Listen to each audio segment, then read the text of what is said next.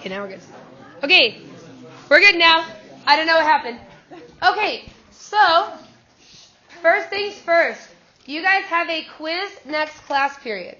Okay? So if you guys should have picked up this study guide, yes? So that study guide, just as usual. Biggest thing that I would say is it does go Great Depression through World War II. The most important thing to remember about World War II is thematics. Okay?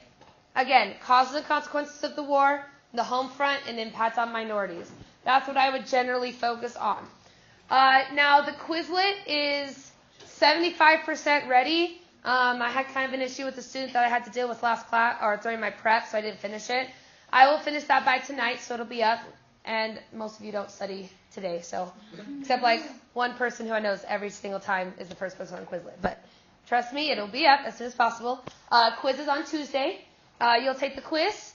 Then you will hear a story, and then you'll be assigned the take-home test.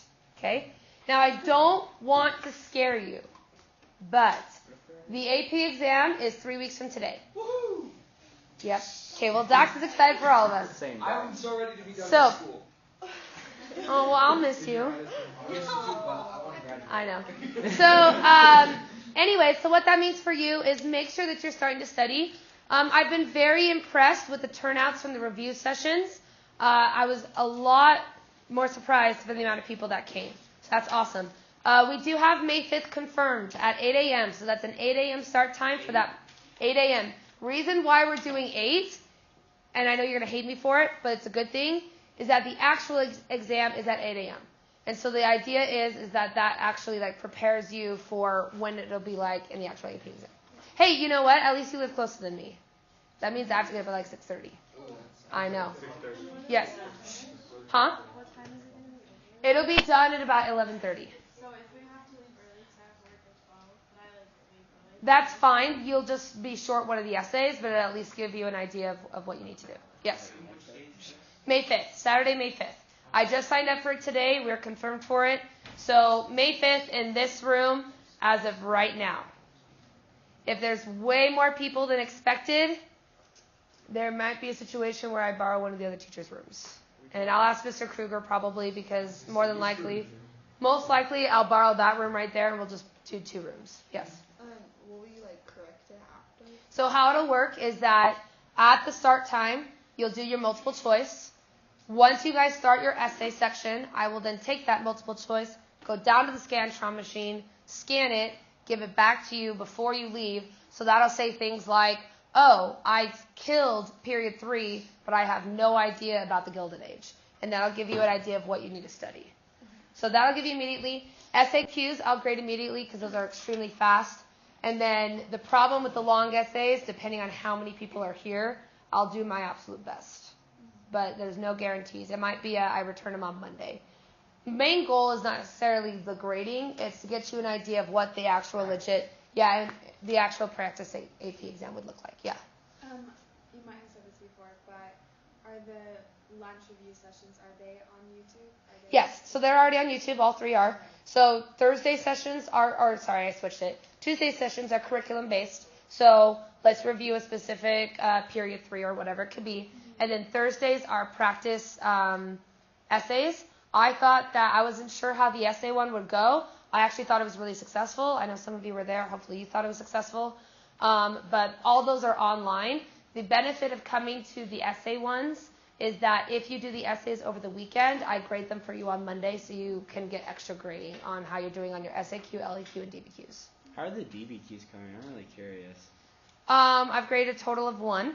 Okay. Because I've been busy catching up on all the other stuff. However, I did glance over quite a few. Here's what I'll say. The people who put effort in have been doing great. Because I read over the essays and the people who put effort in did a good job. It's the people who I got essays that were this long, that's when I become concerned.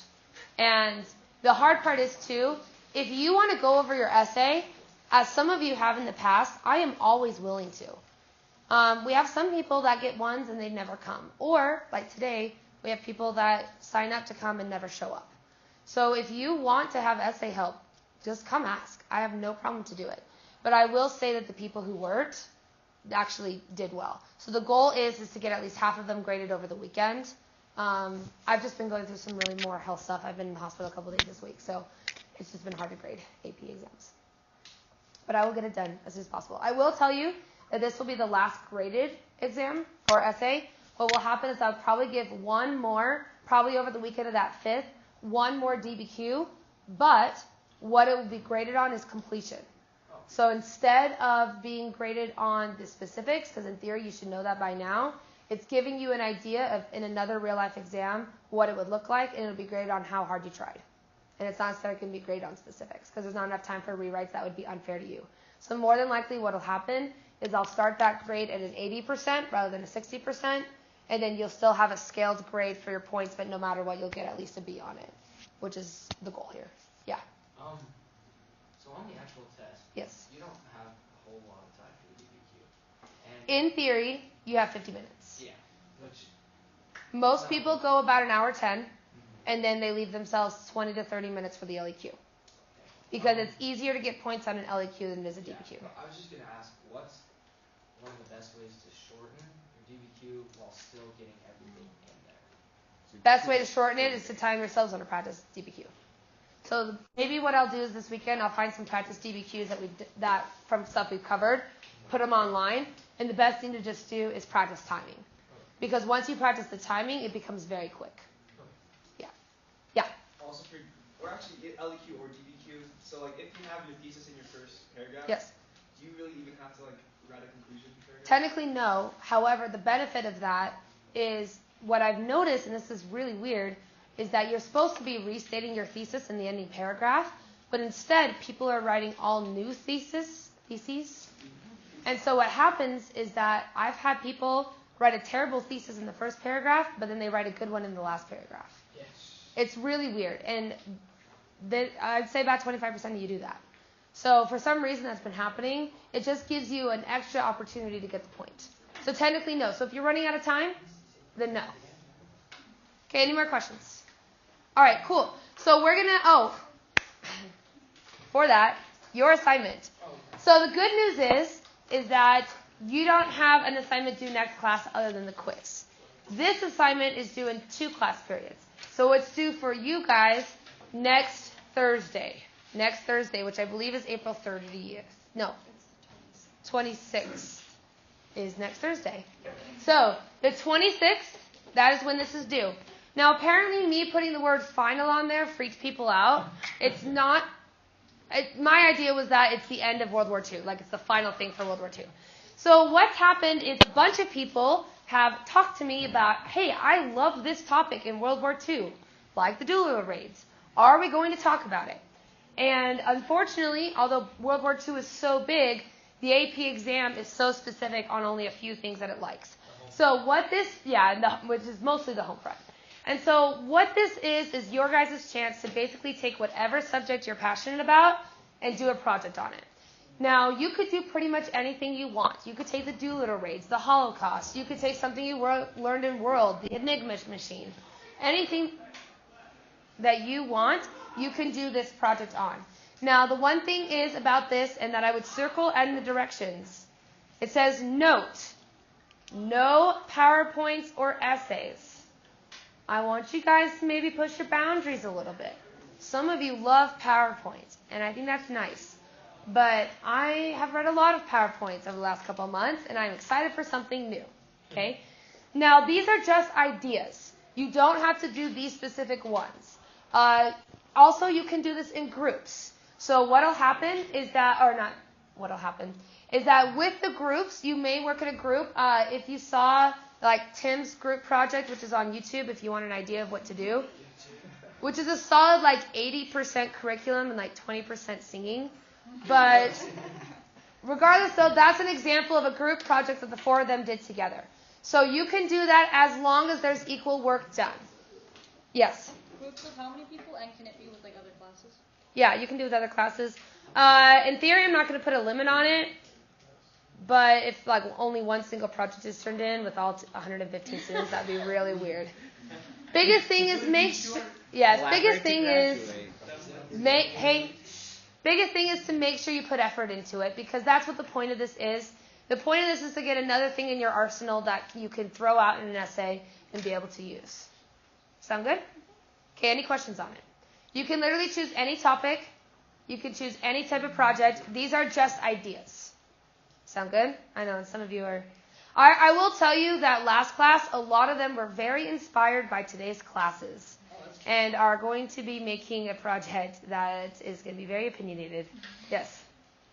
For one of these, it says choose an invention from World War II and Yes. describe impact. Yes.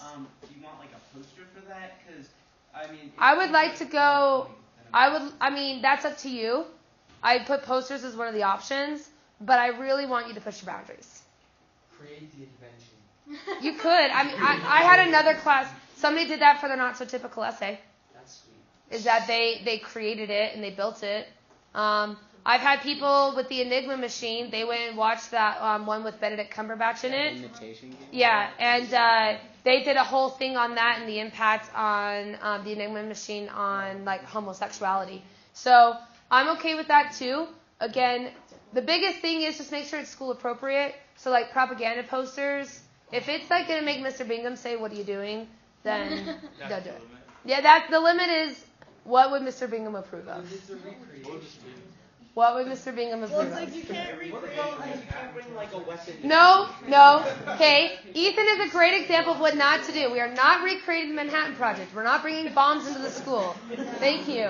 Or weapons, right? Or weapons, please. Okay, so we need to hurry and get started because you will all have an opinion on what we're going to learn today. And if it gets as heated as last class, We don't get too I will let you know you will have opinions. You will have opinions. I will have it. I've taught this before in my core classes. They're just like, wow, that's interesting. And then I taught A-Push and whew. Okay. So, really quickly, so we're still at propaganda at the very top of the page. We're just going to finish up a couple things about it. Now, following all this propaganda, we did have other options as well. One of those why does it keep saying that? What does it say? Tap during a recording to progress slides. Okay. Well, I did press it. Okay, maybe it's just teaching me things. It updated. Okay. So, leaflets. What happened is that America and the rest of the world began to use what's called the leaflet bomb model. Basically, what that meant is that we were going to drop bombs on the Philippines, Japan, whatever it could be, but instead of having explosives in it, it has pieces of paper. Now, what the goal of this was is that when the bombs explode, paper goes all around, and you're walking along and you pick up this paper. And for instance, it says things like, how to survive an air raid, or the Americans are coming, we're good, we're your saviors. The Germans did the exact same thing to us. Now, why was this? Well, the idea was to get the people around you, wherever you were attacking, to like you. So, for instance, if you needed shelter, they would let you into their home. Or if you needed food, they would let you into your home too. Now, some people say, doesn't this just warn the enemy exactly where you're going to bomb? Yes, but the idea was it was strategy. I don't care that they know, because the people are going to be on my side, and it's going to be like an uprising of the people. Now, not that.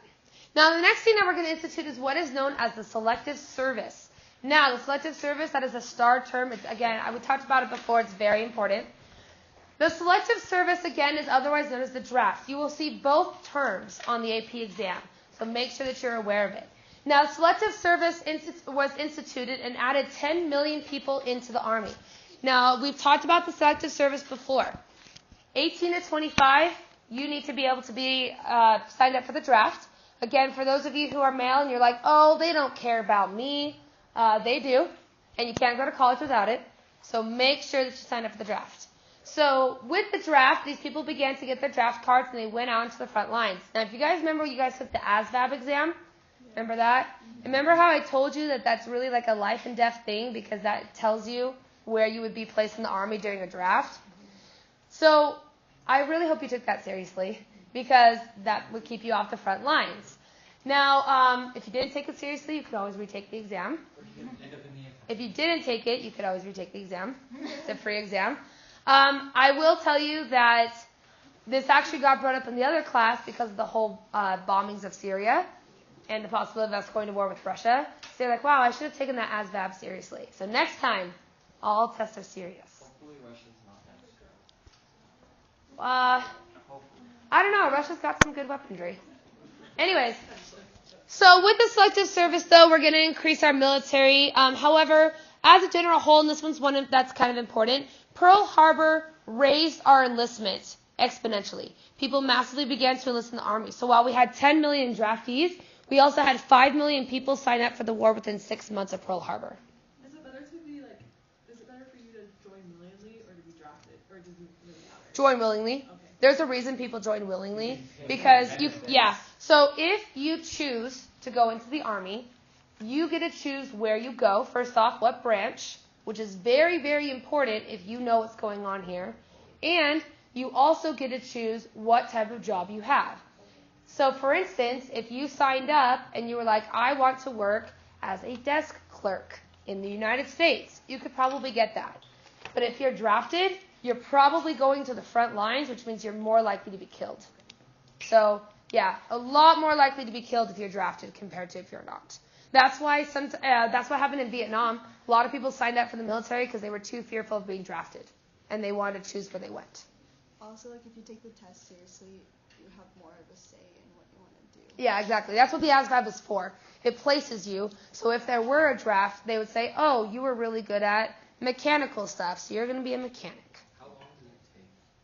That was the thing the juniors tested in the top. It didn't take that long. It's about as long as the ACT, but it was pretty quick. I had a couple people just refuse to take it in my room, and I was like, well, hope you don't get drafted. But I didn't say that. I was trying to be nice. There's a bunch of 10th graders that I didn't know. Anyway, so with the selective service, again, we begin to add 10 million people into the war. However, a lot of people did also increase their recruiting following Pearl Harbor.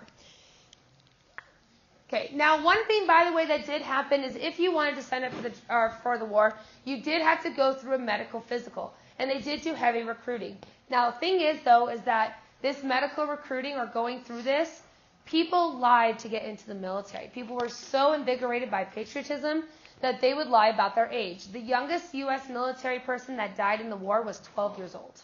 Okay? And the reason why they were 12 is because they faked their way to get into this. So if you've seen, again, Captain America, how he keeps failing the exam and he goes place to place, that exactly happened as well. Now, women in military service. Now, this one is a double star section. Very, very important. Again, emphasis in minorities. Last year, they had that LEQ on the Market Revolution and women. I can totally see the effect of World War II on women. Anything along those lines. Now, women began to enlist in the military in order to break up the cult of domesticity, right? They want to be able to make an impact. Now, there were several different ways that they were able to do this. Now, one of the major ways that they were able to do this is through industrial work. I would write down next to this section, industrial work. The reason why is because all the men went to war. So women began to get into the industry, which we'll talk about in just a second. Now, in terms of different ways that they could be in the military, the first one is what is known as the WACs. The WACs were in the Army, and they were trained in kind of basic combat. They weren't expected to ever go to war. While they did get dressed just like in the military, they did begin to be part of things like secretaries, and they began to work with some of the more higher up military people. They began to make an impact. Additionally, you have what are known as the WASPs, which the WASPs are probably the most famous out of all of them because they were actually able to go into combat. The WASPs were women auxiliary pilots, so they actually trained as pilots, and why that's important is because commercial airlines did not allow females to actually fly their planes. So while you couldn't do it commercially, you could do it in the military. Yeah. Somebody over here had a hand? No?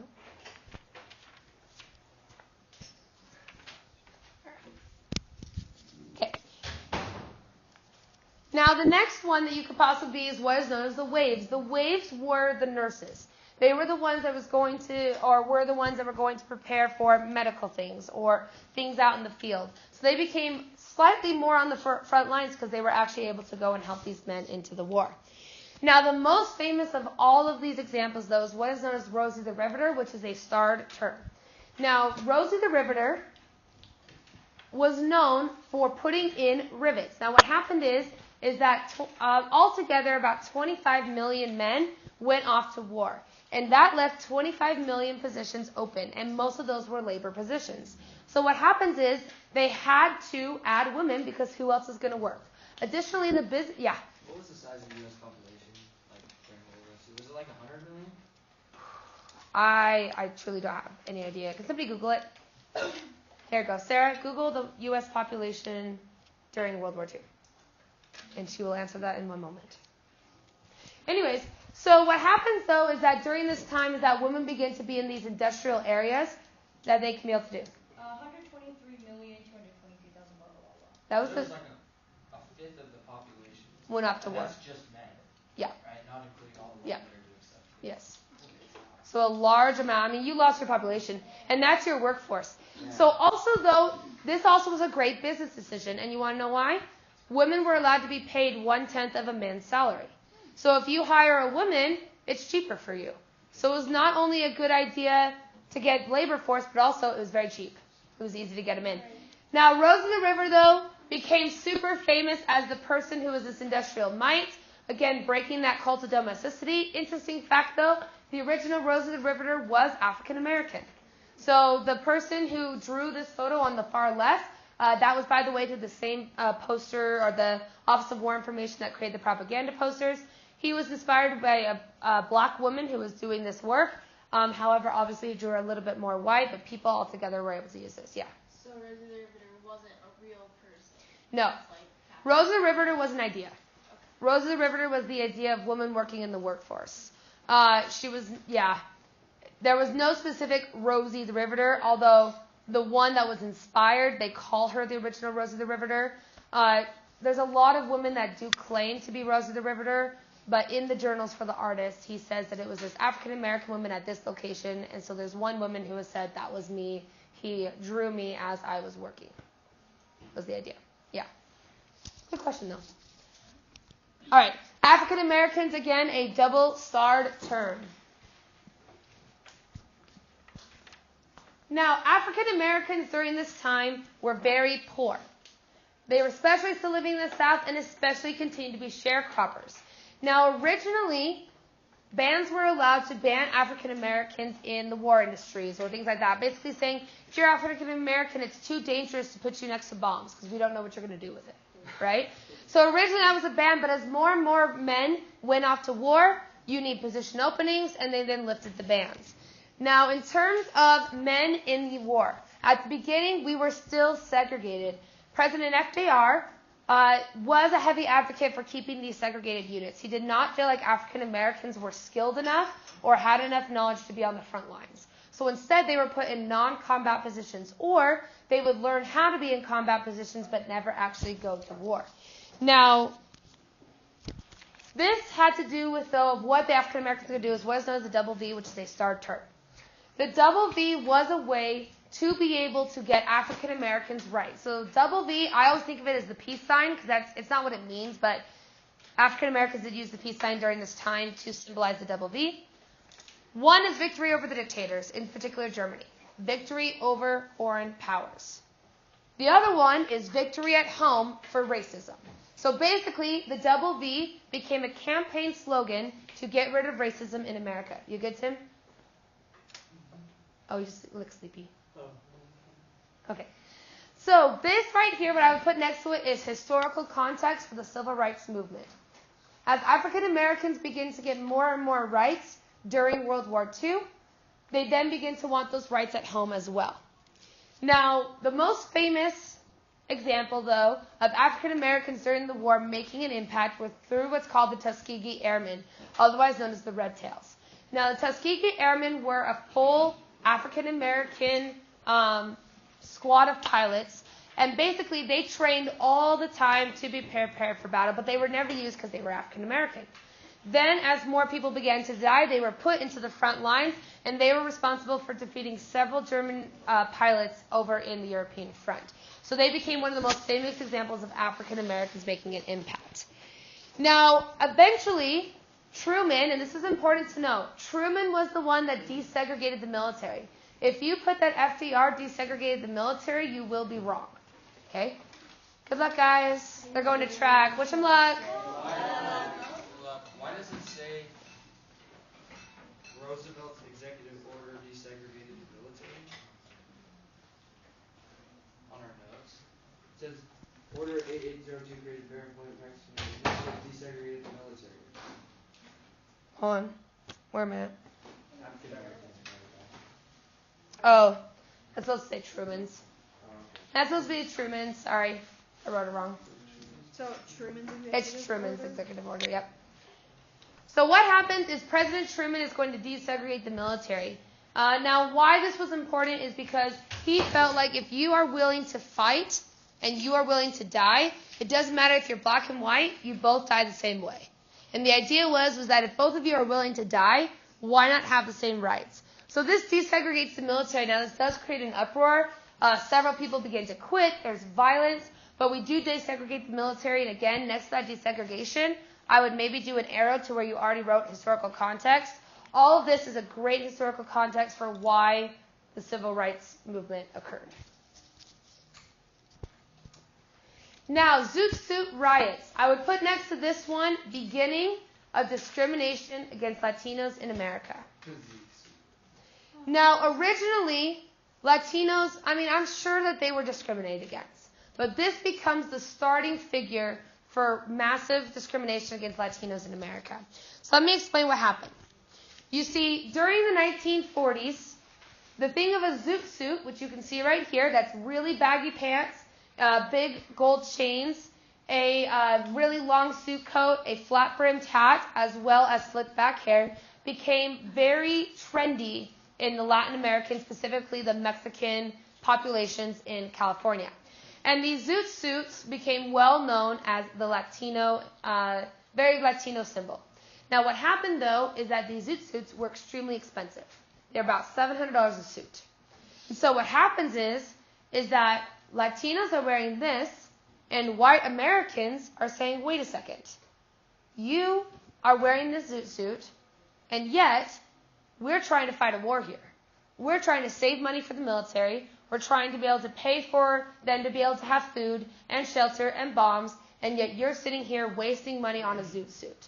And then what happens is that these people start to go home, and they get grabbed and beat up almost to death. Or people begin to chop off their fingers. Or people begin to rob them, burn down their homes. What happens is that this becomes a single symbol of zoot suits equals unpatriotic. That's basically what it is. Because you're wearing these zoot suits and wasting this money on these items rather than saving for the war effort, you are unpatriotic. This then begins racism, especially in Southern California, against Latinos. If you want another good example other than that picture, you seen the Tom and Jerry episode? Yes. That's Yes. No, you're good. I got you.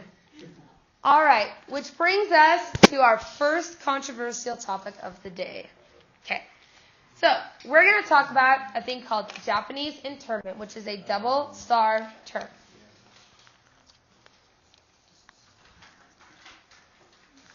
Now, again, you are going to be seeing some racist things. I would just like to emphasize again that they are historical. Sound good? Okay. All right, so let me explain what happened. So, we don't like the Japanese. Now, let me remember if... Okay, I put it in there. I didn't put it on there. I put it on here. Now, why were we so scared of the Japanese? Well, first off, who bombed Pearl Harbor? Japanese. So we already don't like them. And then we have the next problem. You see, people begin to believe that the Japanese Americans, who regardless of how long they had been here, if you had any Japanese ancestry or looked Japanese, then you were sitting here along the coast waiting for instructions to bomb America. So as you can see right here, all these Asian Americans are walking up to the guy with the bombs, taking them happily, and bringing them into America. Basically, this ideology is that these Japanese Americans are just sitting here waiting to destroy us. They're not really American. No matter if you were born in America, because you look Japanese, you're not American. You are a foreign alien and a foreign power and an enemy to the United States. Now, because of that, what ends up happening is we then begin to heavily, heavily discriminate, not just against Japanese as a whole, but against Japanese Americans. Okay? Now, we begin to discriminate them, again, here in America. Now, this is especially most popular along the West Coast, which is something I would write on your paper. That's a really good geography thing to be able to put. Why it was on the West Coast is because of two reasons. Number one, remember the gold rush? All those Japanese Americans came through Angel Island. And then two, you also had the fact that it was closer to Japan, so people were more and more fearful. Now, as this racism begins to spread, people begin to believe that everything that we're doing is being watched by the Japanese. And that all these people who are Japanese are going to kill us and destroy us and bomb America. Now, what did this end up happening? Well, we began to heavily discriminate against them in America. So, for example, you began to hear or see signs that say people who are Japanese are not allowed to eat at this restaurant. Or people who are Japanese cannot go to the school anymore. Because of that, and because of your race and your nationality or your heritage, you're not allowed to go to these places. And as it begins to continue further and further, we began to get heavy, heavy segregation between the Japanese population and the white American population as well. Yes? Did they also discriminate against other Asians? Nope. Just Japanese. In fact, if you were Chinese, they loved you. They really, really liked the Chinese because that was our ally because Manchuria was invaded by Japan. Yeah, so the problem is too, and this is what gets really sad, is you had some Chinese Americans who may have looked similar to somebody who's Japanese, and they would lie about their nationalities and their heritage because they didn't want to be placed into this, and so they say, oh, no, I'm not Japanese, I'm Chinese, or oh, I'm not Chinese, I'm Malaysian, or whatever it could possibly be, because you're trying to make it seem as far away from you can as this, because you know what's probably coming. Okay?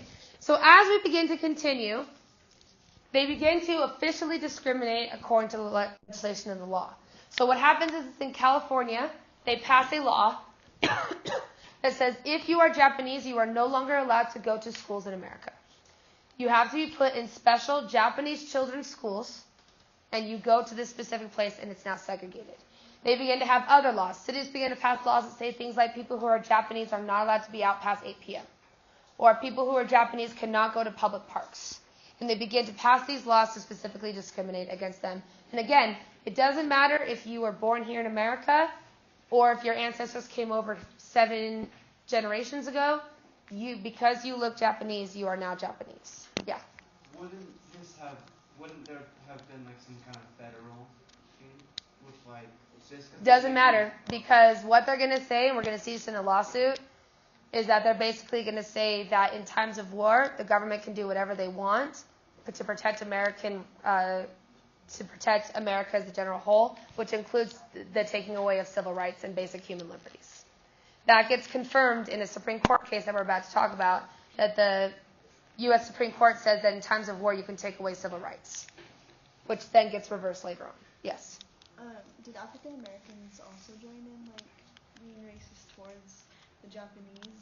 That's a good question. I think the problem at this time is that there's not that many African Americans in California. Okay. They're all mostly on the East Coast. Yeah. But I wouldn't be surprised if they did. But I'm not a super big genius on that subject. I was going to ask, the Japanese schools, would they fall under the separate but equal doctrine, or were they, like you said, like stripped of human rights? It wasn't, it was just like what you would have seen in the segregated schools in the South for African Americans. I met a guy over the week, or not the weekend, this summer, who was in a Japanese internment camp in Colorado. And he described going and being put into these schools. And what was really hard for him is that it wasn't necessarily the quality of the school, but what was hard for him is that they were required at that school 3 times a day to say the Pledge of Allegiance. And the problem that you have is, imagine as a Japanese American having your rights taken away and being told you're not an American, but then you're required to say the Pledge of Allegiance 3 times a day and give allegiance to the flag of the nation. It's hard. So, as we continue on, people then begin to move towards destroying people's property. People's houses get burned down. People's businesses get destroyed. people also begin to boycott all the businesses that are run by the Japanese. Now, why that's important is because in California, many of the wealthy people in California had Japanese ancestry. They had been here for so long and they were businessmen. Well, now all those people are going to lose their businesses and their jobs. Now, as we continue on, I want you to read this for a second. Now, things like this, by the way, were handed out on the streets. So you would have like a little booth, and they would hand out these flyers. You would sign your name and be part of the club for Japanese extermination in America. Now, if you notice as well, if you notice the date, do you see where it says season opens? What's that date for? That's Pearl Harbor. So basically, open season now to exterminate the Japanese race in America. If you want to go one step down to even more racist, maybe. Now again, this was 100% accepted. This wasn't illegal. Nobody tried to stop this. This was accepted on the West Coast. Yeah. Well, did they actually kill Japanese people and there was no repercussions? That is one of those unknowns. That's one of those. Is there a lot of records of people killing the Japanese? No. There's also people that went missing and were never found. Yes. And this was only with the Japanese, right? This didn't happen to the African Americans. Nope, this is only the Japanese. Well, it happened at earlier times. It did happen earlier. Yeah. I would relate this, if you want a good synthesis, to Jim Crow laws. Yeah. But what we're going to realize is we're going to take one step further and go, we haven't gotten to the worst part yet. Yeah. Yeah. Were the Japanese allowed to leave, or they couldn't? Leave home? Leave America, because I feel like that most of them would want to move somewhere else or something. No. They wouldn't be welcome. Yeah, you wouldn't be welcome. The only place that they would move to is possibly Hawaii. But if you put the reason why it's in Hawaii, so Hawaii actually had the strictest laws, but Hawaii also, even right now, it's something like 30% Japanese ancestry lives in Hawaii. And so they would have gone for that, for more of a community environment. But the issue you have is that if you move somebody, put them on a train, a plane, or a boat, well, that person who's Japanese, what if they have a bomb? Or what if they're going to shoot all the people that are on there? Or what if they're going to hijack it and then go take that and give it to the Japanese? So they weren't allowed. A lot of times you weren't allowed to go on trains, you weren't allowed to go on ships because it was too much of a danger to America. And another thing is they can't really, they support the U.S. When the Japan bombed us, they were just as shocked as the U.S. were because they're U.S. Yes. citizens. So it's not like they want to go to Japan, but they also have nowhere else to turn to because nobody else is welcoming them, even though they're on our side. Yeah, exactly. A lot of people, it's very similar to after September 11th, how we had so many people who practiced the Islamic faith that said this was wrong and I would have never approved that. Same thing happened here. She's right. Following Pearl Harbor, a lot of Japanese Americans signed up for the war because they felt like they were American and they wanted to defend America. I think what's fun though is that by doing stuff like this, internment camps and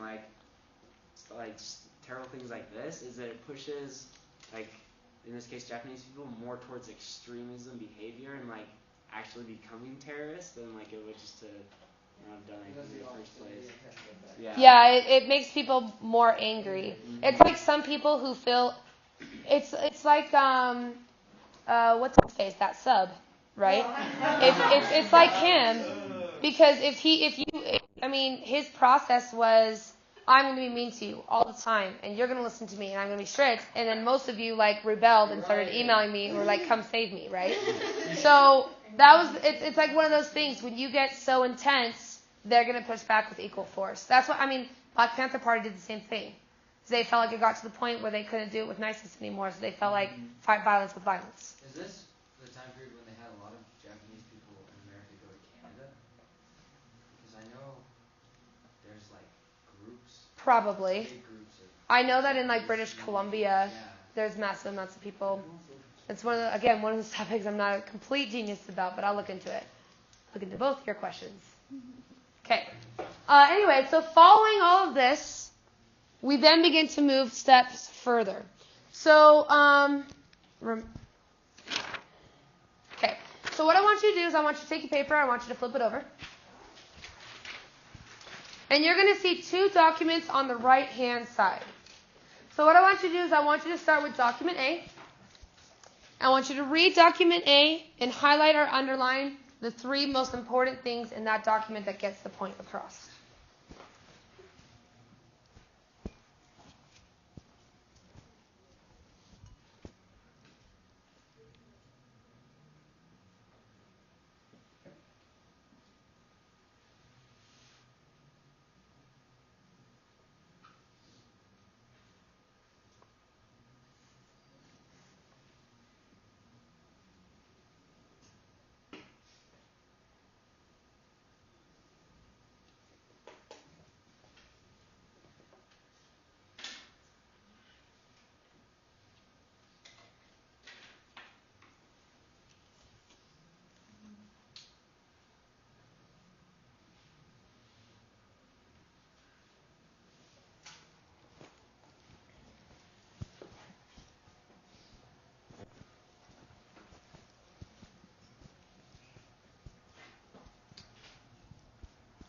All right.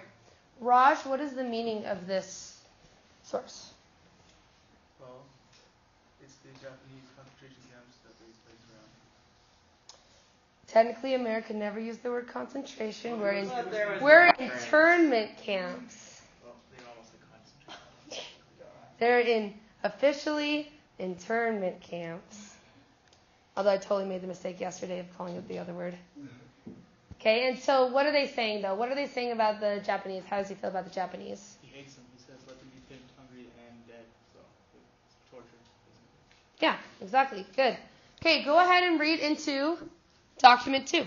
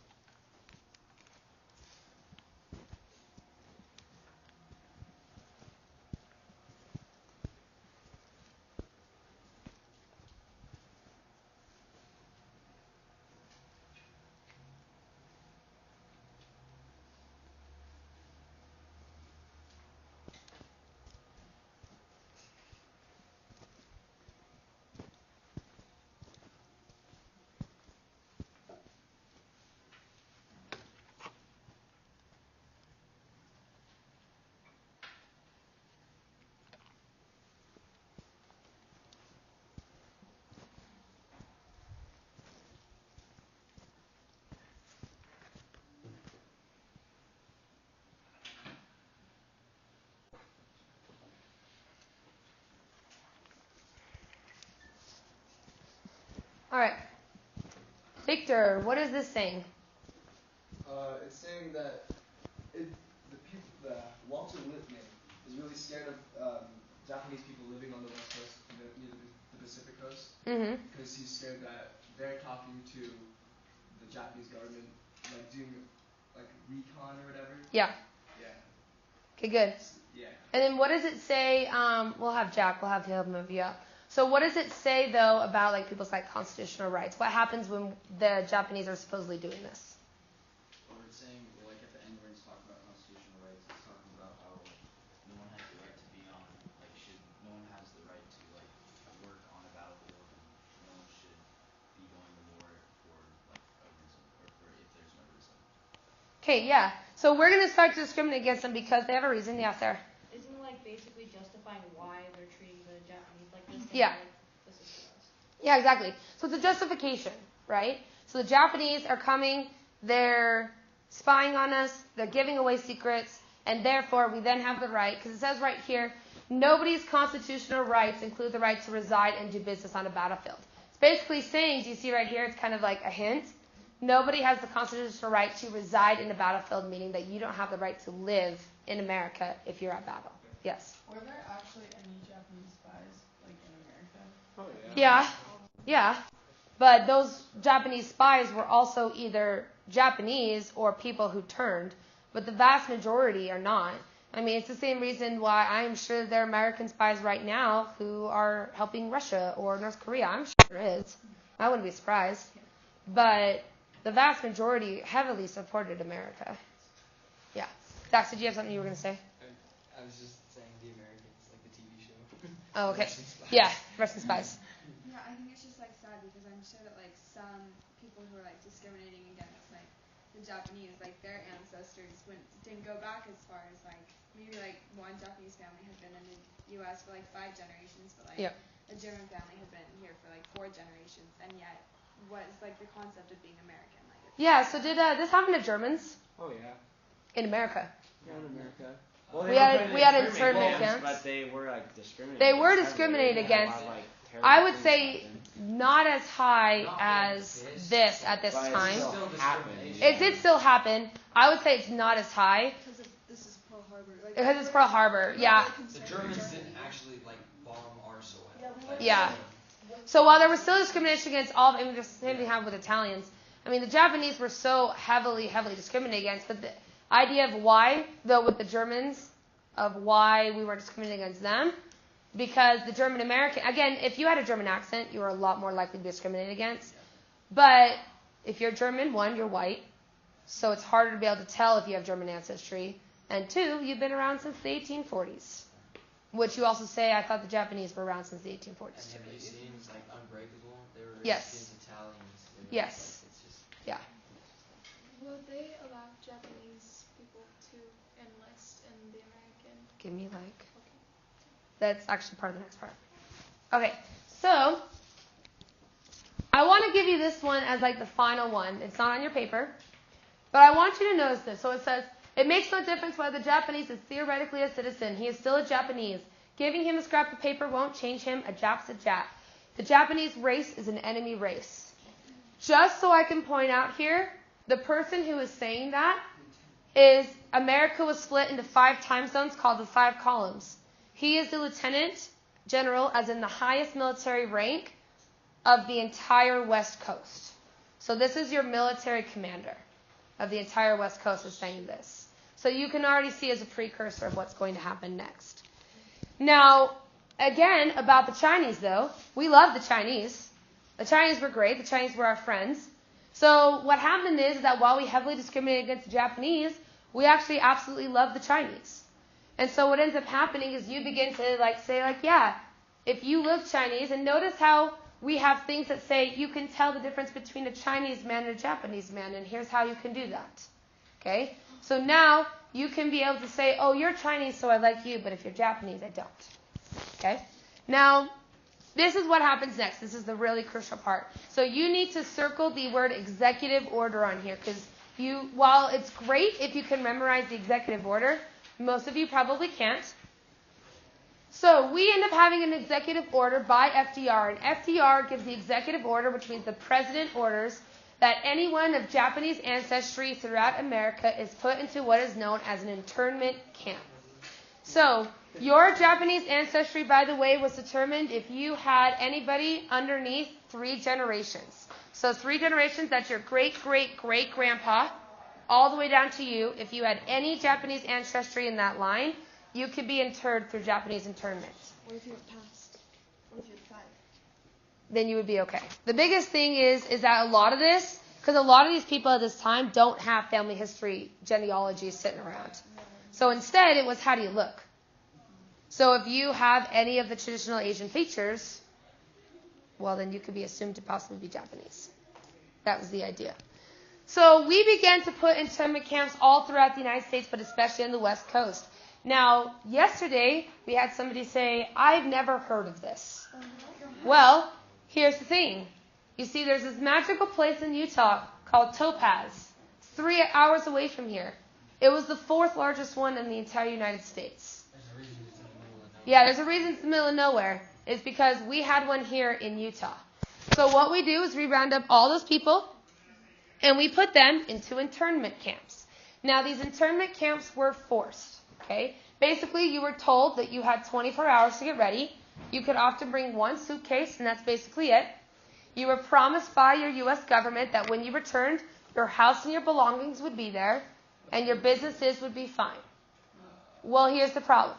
You see, the house and the businesses, as soon as you left, would get broken into. People would steal things. Or they would find out, oh, they left because they're Japanese. Cell phones.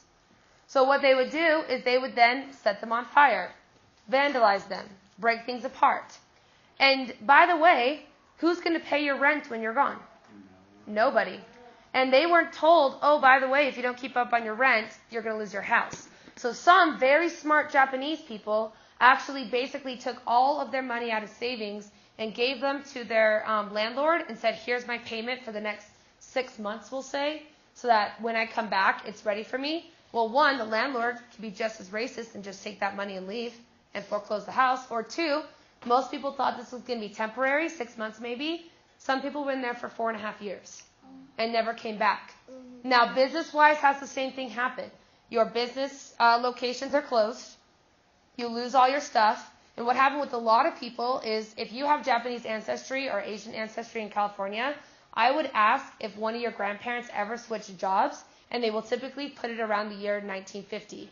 And it's because when they came back, the businesses that they had built up were gone because all of their people were gone. Nobody wanted to be with them because they were Japanese. So people had to switch careers because they couldn't make any money.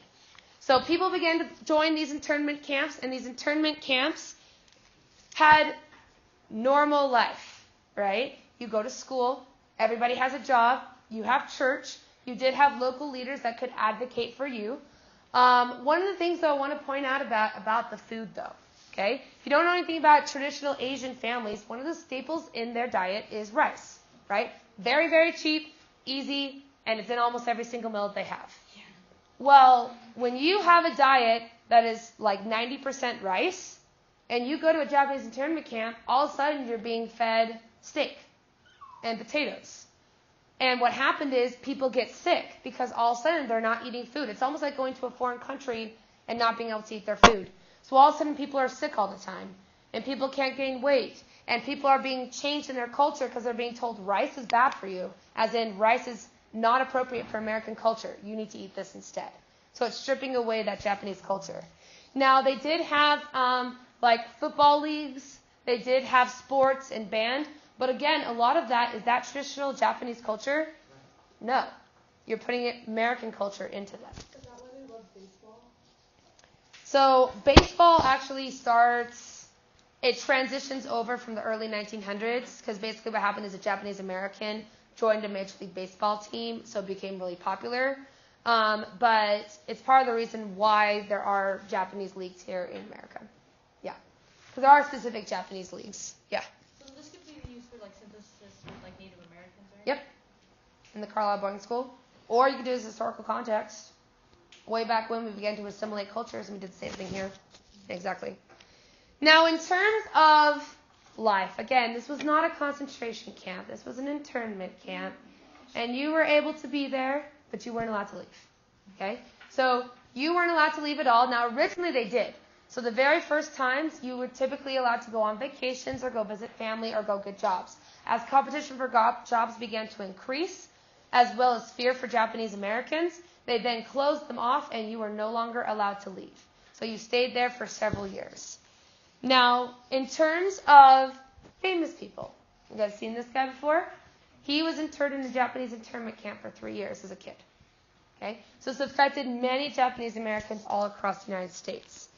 Now, going into, I think it was Isabel's question about the enlistments. Well, they had this great opportunity for you. They said, if you enlist in the Army, your family gets freed. So they gave them an opportunity. You enlist, your family goes free, or they get extra money.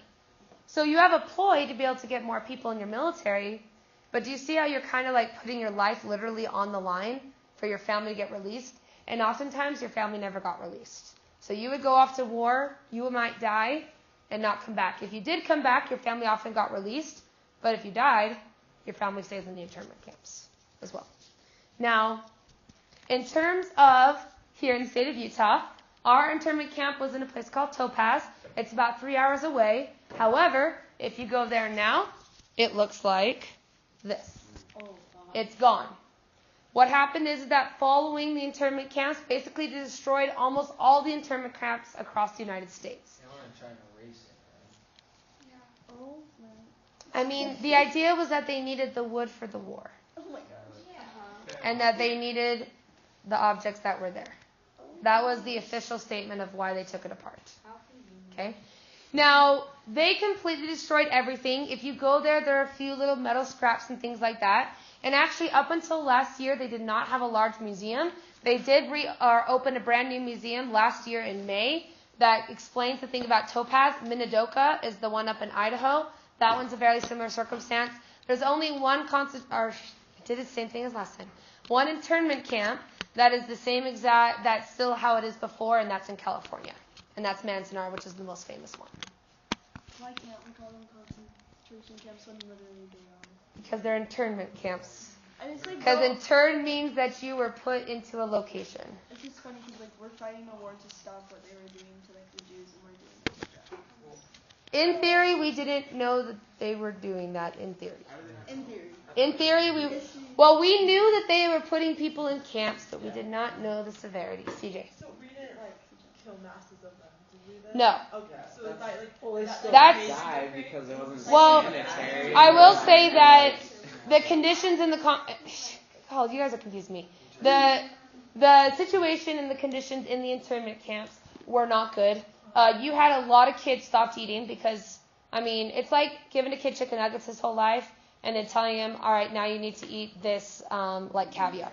I mean, it's such a different diet that these kids stopped eating. And then I was reading. So it's not like we're not like just not feeding them. Like No, we're feeding. I mean, you get 2 meals a day. You get 2 meals a day. We weren't gassing them. We weren't killing them that way. But, I mean, they weren't killed, but you were being forced into this location. And their lives were ruined after that. Like they came back. And their lives were ruined. Yes. So most of them came back, didn't have a home, didn't have any jobs. Different approach. Yeah. That's what I was going to say, too. Yeah. Okay. No, it's okay. I told you guys this is a touchy subject. It's a touchy subject. So what I want to show you really quickly. Yeah. So you know how I said that like they let them enlist in the military, but like if there was a point where they wouldn't even let like African Americans enlist, why did they let the Japanese enlist? Well, first off, after Pearl Harbor, surprisingly enough, a lot of Japanese Americans enlisted in the war for the same reasons that I should say regular, but like white Americans did. But what ended up, I mean, I think crazy enough, they would prefer an Asian American to be in the military rather than African American. Still because of that deeper racism, even though you feel like they're dangerous. Yeah. So this film that I want to show you a clip of is they actually did not keep this a secret. It was very well publicized, and they made a propaganda film to show you how great they are. So we're going to watch just a quick part of it, and I got to see if I can find the location of it. Turn down the radio a little bit. It helped in 100 ways. They helped the involved in the migration. Civilian physicians made preliminary medical examinations. Government agencies helped in 100 ways. They helped the evacuees find tenants for their farms. They helped businessmen lease, sell, or store their property. But this aid was financed by the government, but quick disposal of property often involved financial sacrifice for the evacuees. Now the actual migration got underway. The Army provided fleets of vans to transport household belongings and buses to move the people to assembly centers. The evacuees cooperated wholeheartedly. Did you guys hear that? Yes. They evacuated wholeheartedly and were perfectly fine with it. So you can see how they say, like, well, the American government prepared their homes and their farms and their businesses. And obviously that didn't work out in the end. Now, in terms of trying to fix this, okay, trying to solve this and get this to go away. If you will star this one, this is one of those Supreme Court cases that you'll need to know. What happens is that there's a Japanese American businessman in California, and he feels like this is wrong. This is violating my constitutional rights. I'm an American. He was a third-generation American. I'm not Japanese anymore. I am an American citizen. So he ends up refusing to leave his house. They then charge him with a crime. He sues, and it goes to the U.S. Supreme Court. And the decision is this constitutional or not? And the American U.S. Supreme Court says this is completely constitutional. No rights were violated. Because what they said is in times of war, the American government has the ability to take away basic civil liberties and rights if it benefits the American people. Yes? So would it be considered like necessary and proper? Like Yeah, it was the idea of necessary and proper. Oh. America had the necessity, and there's a war clause. They're saying that they did it too. But the Japanese, they're interning the American people, so it's like self-defeating. So basically what they said is it's perfectly and completely illegal to do this. Or perfectly legal to be able to do this. Yeah, excuse me. Now, Korematsu, that's this guy right here, because of this, he basically lost everything. By the time that the Supreme Court was done, all the internment camps had been released. He went back. Nobody would be part of his business. He basically went very, very poor, became homeless. His family didn't have a place to live. His wife got very, very sick and ended up almost dying because of this. Eventually, though, and this is where, if you want to say America did right, Bill Clinton officially apologized to these people. Each person that still was a survivor received $500 from the U.S. government. I know. It's great. And eventually, Korematsu did receive from Bill Clinton the Medal of Freedom, which is the highest civilian honor that you can get. So the American government has officially apologized and has taken away the decision. They've said that they have rescinded the decision of the U.S. Supreme Court. They're still internment camps. So again, the biggest thing that I would say, especially for those of you who have never heard of this before, I mean, this was in Utah. This was huge. And again, there's just so many examples of discrimination throughout our history. And the biggest thing I would say about this is learn from it. Understand why we don't ever want to do this again. Okay? All right, so now, first controversial thing is done. We still have another one. All right. So heading into our last section, we're really behind. We got to hurry. Okay, so wartime production agencies. These were ways that our economy changed. You need to know how our economy changed because of the war. Now, what ends up happening is that we begin to have massive production because of the war. Our industry begins to rapidly increase. So, for example, the OPM is going to change our peacetime factories to wartime factories. So, for example, they're going to say things like pencil factories now become bomb factories. Paper factories now become tank factories. They're going to switch this production over into wartime. Now, altogether, I would maybe bracket all the economic stuff, and I would just write, like, economic effects. These are all the effects that end up happening. Now, wartime production begins to massively increase, and part of this was the idea that if war production increases, we will then be able to win the war. Now, if you see from these political cartoons, they say the exact thing. More production, more economy means defeating of the Nazis. And this was important of the effect. The effect is we finished the Great Depression. All this wartime production took us out of the Great Depression because we were extremely prosperous during wartime. Now, we also began to create basically ceilings to stop the inflations that were going on in America. We then began mass production. For example, these ships right here, which are called Liberty ships. Imagine this large ship in the Navy. This large ship in the Navy ended up, before the war, taking 9 months to complete. Following the war, or following in the middle of the war, by the end, we were able to make one of these ships in only 24 hours. So we take a 9-month project, reduce it to 24 hours. Now, last class said, is that going to be like the assembly line where our production rates go up or our quality goes down? Yes. There was examples of when they said that the ships were leaving and the paint would drip off and hit the docks because it was still covered in wet paint. So those are examples of kind of how this production would be. Now, propaganda we talked about before with the Office of War Information. I wanted the one on the left, but then I just found all these propaganda posters with dogs.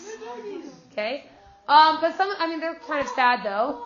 So this one on the left, this symbol right here, this is what you would get if your family member died in the war. So because somebody taught, this puppy doesn't have a dad anymore. It's kind of sad. This one's about rationing programs, and this over here says, I like dogs, but not this breed. Because Dachshunds were originally created in Germany. So they don't like the German dogs. It is sad. Oops. Now, rationing ends up occurring as well. So rationing allows us to be able to save things here in America. And instead put them out into the war effort. We began to have what are called ration cards, which basically gave you stamps for oil, gasoline, food, whatever it could be. Once you ran out of stamps, you weren't allowed to eat that food. So, for example, Twinkies. The original Twinkies were a very dense cake with chocolate filling. What happened is that eggs were rationed, which is what makes it fluffy. Flour was rationed, chocolate was rationed. So instead, they came up with a new Twinkie recipe that was very light and didn't require eggs. And then also a cream that didn't require anything that had been rationed. And that's what the modern day Twinkie is. So, yeah, well, now it's a lot more chemicals, yes.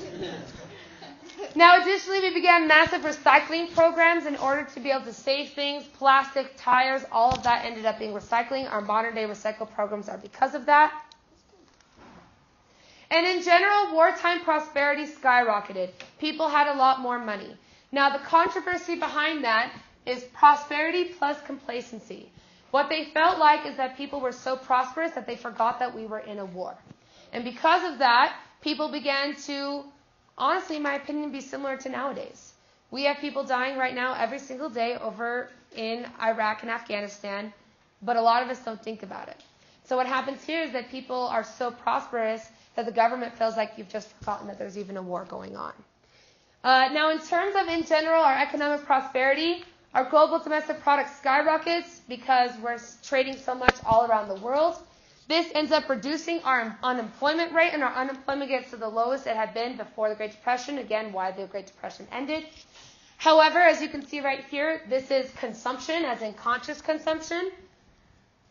1944 to 1947, our consumption rapidly increases. Yeah. Has there ever been on the AP test, like an LAQ or something about, like, why the Great Depression ended? Normally there's a cause and effect question, and sometimes they put the date range into World War II. But oftentimes it becomes the causes and effects of World War II, and you talk about it ending the Great Depression. The effect of World War II will be the end of the Great Depression. Exactly. Okay? Now, general economic effects, this is a double star. This is just general things that happen. You do need to know the effect on the economy. And we have two more things to do, and we're going to hurry through this one because, unfortunately, in terms of battles, they're not going to talk about them. Okay? So just as a couple of ones really quickly before we get to like the grand finale of World War II. General war tactics. Most famous of all of the battles ends up being D-Day. You'll need to know that D-Day is a turning point. It typically is the only actual battle other than the Blitzkrieg that's even referred to on the AP exam. So remember on D-Day we had several different beaches that we landed on over in France. The most famous ones are up on the board. Omaha is the most famous. That's the one that Saving Private Ryan is. Followed by Utah, because Utah in itself also became very, very famous during this time as a little bit of a diversion. Now, in terms of the landing at D-Day, we landed on the beaches in Normandy. It became one of the bloodiest days in World War II. We lost 18,000 lives in a single day. However, we were able to defeat the Germans and push them back. So while D-Day resulted in the massive amounts of death of people, it does become a turning point, and it is the turning point of the war. At this point, the Germans begin to slowly decline. And by this point, Hitler has already committed suicide. So Germany's really on thin ice at this point in 1944. Yes. According to the official report, Hitler is dead. He's in Argentina. Awesome. You're a conspiracy theorist, I'm sure. Now, one of the war tactics that they may ask about that I would circle is what is known as island hopping. Island hopping. Island hopping was how we were able to defeat Japan. Basically what we did is we found all of the individual islands in the Pacific. We would defeat one small island and then hop to another. Defeat one small island, hop to another. Defeat one small island all the way until it reaches Japan. This was our war tactic. It was basically stepping stones. Step one stone to step one stone in order to be able to defeat the greater Japan. Finally, in terms of Japan itself, what was Japan's biggest one was what is known as a kamikaze. Kamikaze is a suicide pilot. When you become a kamikaze, it's one of the most honorable positions in the Japanese military because you are willing to give 100% of your life and you end up dying. We also had Pearl Harbor. That was when we first saw the kamikaze pilots. So now we're going to end with the very controversial thing. Give it a star because this one is one that you'll need to know, especially if it's anything like scientific advancements from 1940 to 1960. This is one that you could use. Now what happens is we begin what is known as the Manhattan Project. The Manhattan Project was the attempt to create the atomic bomb. Now the Manhattan Project benefited from scientists from all over the world, but in particular from Germany. What happens is when the German Holocaust begins, German scientists know that they're going to be one of the first ones eliminated, so they massively evacuate, and America accepts them as refugees. Now, by the way, in terms of the general Holocaust, we did have thousands of refugees attempt to enter the United States, and we turned their ships back and we said no. We sent a lot of them to the Caribbean, but we did accept scientists and people who were more famous in Germany, which included a guy named Albert Einstein. Now, Albert Einstein was a Jewish man, a Jewish scientist that lived in Berlin. He was one of the people that helped with the Manhattan Project to create the atomic bomb. However, he later said that it was the worst decision that he had ever made. He didn't know that his one formula would be used to create such destruction. But regardless, though, they begin to create this bomb in secret, and they create what's known as the Trinity test. And what the Trinity test is that it is going to be the first attempt to be able to create this bomb, and it's set off in a place called Los Alamos, New Mexico. Now, in Los Alamos, they're going to set off this bomb, and they didn't really know what it was going to do. They knew it was going to be big, but they didn't know how bad it was going to be. Now, an atom bomb works by taking a single atom and splitting it in half. That's what creates this chain reaction of a big bomb. A nuclear bomb goes even further, and it's just a nucleus, which is why it's so impactful, is because it's huge, right? So they're going to set off the Trinity test. And the Trinity test is going to cause this massive explosion that's going to be about 3/4 of a mile wide. Now, this massive explosion, again, if you want to talk about them not knowing how bad this was going to be, their little fort that they put up to watch this was only 1 mile away. So it almost got Yeah, so it almost got them. But then you had another problem. You see, what ends up happening, and we're going to skip that because we don't have time, but what happened is that this crater is about 1.5 miles wide. It's huge, out in the middle of nowhere in New Mexico. In fact, J. Robert Oppenheimer, which I would, by the way, write his name down next to this, J. Robert, hopefully I don't have to spell that, and Oppenheimer, which you guys all know how to spell that, right? Okay, it's Oppenheimer.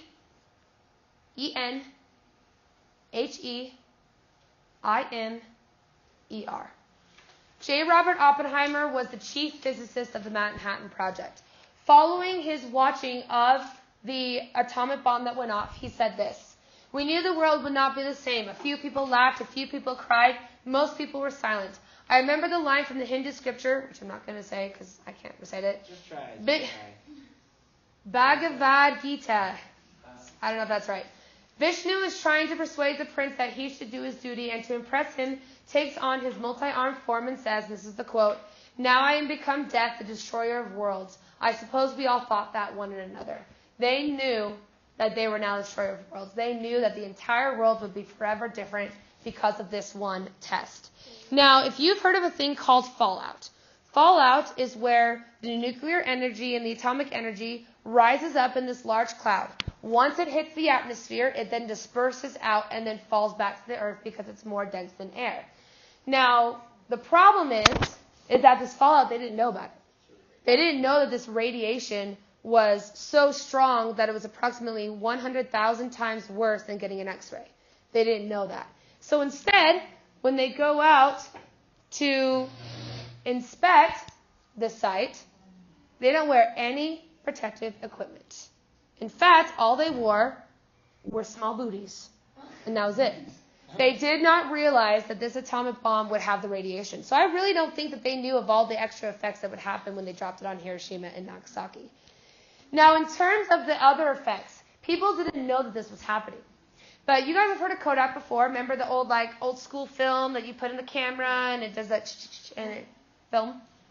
Well, what happened is that Kodak began to receive complaints. And the complaints were that when people went to process their film, it looked like this. Like this. Nothing on it. And Kodak couldn't figure it out. They're like, I don't know why your film's not coming out. And they started to do these refunds and they thought it was weird. And then farmers in New Mexico had the government come and say, hey, can we buy 100 cows from you for a ton of money? Like, sure, buy my cows. Well, what they did is they took those cows and they put them right in the dead zone of where the atomic bomb went off.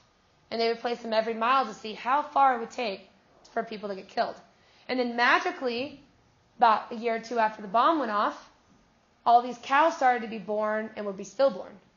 Or they would be born with like extra legs because of radiation. Nobody really knew how bad this radiation truly was. There was a really sad story I heard one time of this girl that was driving in her parents' car.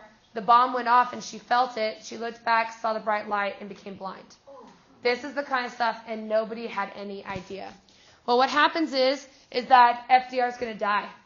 And Truman, who, by the way, back then, vice presidents didn't know nothing. Truman gets this letter on the left. And it says something like, hey, Truman, I'm the Secretary of the Defense. I really think we should talk about something that you might not be aware of. And he had no idea, as the second highest in command in America, that we had built this bomb. Imagine Truman's surprise. So in July, he gives Japan a final warning. You either surrender or something bad's going to happen. Hey, we're not done yet. We got to end it. Or something bad is going to happen. Japan refuses, and we then drop the bombs on Hiroshima and Nagasaki. Now, Hiroshima comes first. That's easy to know because it's alphabetical order. And they're going to drop these bombs and destroy these two cities. Now, these were civilian locations. On impact, if you were within the first half mile, you would die instantly. You were incinerated, right? Actually, that's the first mile and a half. So the next mile is you get burned to death. Then from there, you begin to die of all these different things. Now, we're getting to the radiation. Sorry, we have to just skip ahead because we're a little late. Is this PowerPoint Okay. No, but I'll put it up there. Now, what ends up happening, though, is that these places get completely destroyed. Now, if you look at the massive amounts, I'm going to go back one more, of the radiation burns, this is the kind of stuff that we're talking about. You get massively burned and set on fire. In fact, your clothing is so hot that it sticks to you, and when they take it off, you go into shock and you end up dying. Now, altogether, on that day alone, 300,000 people die. Now, what happens, though, is that next to the deformities, people begin to have multiple arms. We're not done. When they're born. Or they begin to get cancer. Overall, they estimate an additional 1 million people died because of these bombs going off all the way up until now. Now, again, in terms of the mass amounts of death, it was very quick. But one thing I want to show you, by the way, this is a quick pop culture reference. If you've ever seen The Hunger Games, when they talk about District 13, that whole book is all about basically the Holocaust and about World War II. When they show the image in the movie about District 13, it's actually this image right here. It was inspired by Hiroshima and Nagasaki. Now, in terms of this thing, and this is the last thing, so please sit down for a second. In terms of the impact of this light, when the light is so bright, it creates what's called a shadow. And these shadows also included people. And literally, you were burned into the memory as soon as this light goes off. So people literally are permanently ingrained when they die. In terms of before and after, again, stay with me for one more second. Before and after, Hiroshima on the left, Nagasaki on the right, completely destroyed. 3 days later, Japan officially surrenders and we end the war. So sorry we had to have kind of a little bit of a sad day today. Oh, a little sad? A little sad. A little intense. Okay. So, quiz, next class. Project not due for 2 class periods.